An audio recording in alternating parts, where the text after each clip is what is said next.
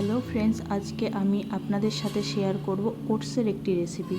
এভাবে আপনারা বেবিকে ওটস সার্ভ করেন, দেখবেন বেবির ওয়েট গেইন খুব তাড়াতাড়ি হবে এবং বেবির ডেভেলপমেন্টও অনেক পার্থক্য লক্ষ্য করবেন। তো চলুন রেসিপিটি দেখে নেওয়া যাক। এখানে ওটসটা আমি আগে থেকে হালকা রোস্ট করে মিক্সি গ্রাইন্ডারে প্রেস করে নিয়ে পাউডার ফিনিশে নিয়েছি, যে তাড়াতাড়ি সেদ্ধ হবে। পাউডার ফিনিশে নিলে কি সেদ্ধটা তাড়াতাড়ি হয়। তো ওটসের এই রেসিপিটি বানানোর জন্য প্রথমে আমাদের নিয়ে নিতে হবে কলা, যা বেবিদের ওয়েট গেইন করতে অনেকটাই হেল্প করে আর বেবিদের ডেভেলপমেন্টে অনেকটাই সাহায্য করে। এরপর নিয়ে নিয়েছি আমি কাঠবাদাম, খেজুর আর কাজু বাদাম, যেটা আমি 1 ঘন্টা আগে ভিজিয়ে নিয়েছিলাম। তারপরে দেখো নিয়ে নিয়েছি দুধ, আখের গুড় আর নিয়ে নিয়েছি ওটস।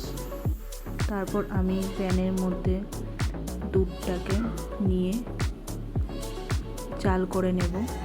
যেহেতু এটি ওয়েট গেইনের রেসিপি, আমি কোনো জল ইউজ করব না। এখানে দুধটা ফুটে এলে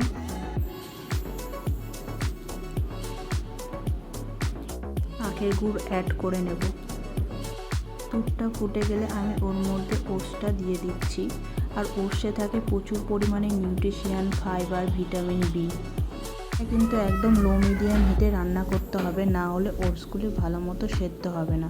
এবার ওটসগুলোকে নেড়ে চেড়ে নিয়ে ভালো মতো সেদ্ধ হতে দেব।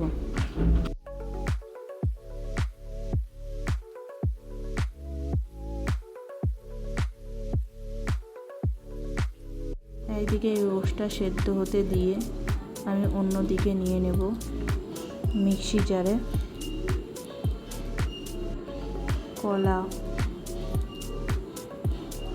খেজুর, ভিজানো খেজুর 1 ঘন্টা আগে ভিজিয়ে রেখেছিলাম, কাজু বাদাম আর কাঠবাদাম, এই আর সামান্য যে দুধটা ছিল সেই দুধটা দিয়ে দিলাম। এবার ভালো মতো মিক্সি জারে পেস্ট করে নেব।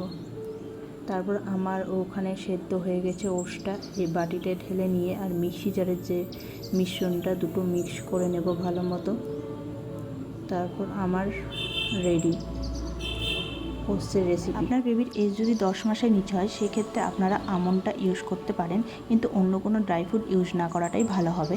6 মাসের ওপরে যদি বেবিদেরকে দিতে চান, সেক্ষেত্রে ওটসটাকে ভালো করে জাল দিয়ে নেবেন।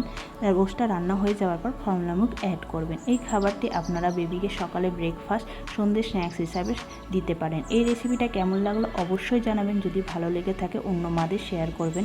এরকম নতুন নতুন ভিডিও বা রেসিপি পেতে গেলে আমার চ্যানেলটিকে অবশ্যই সাবস্ক্রাইব করবেন।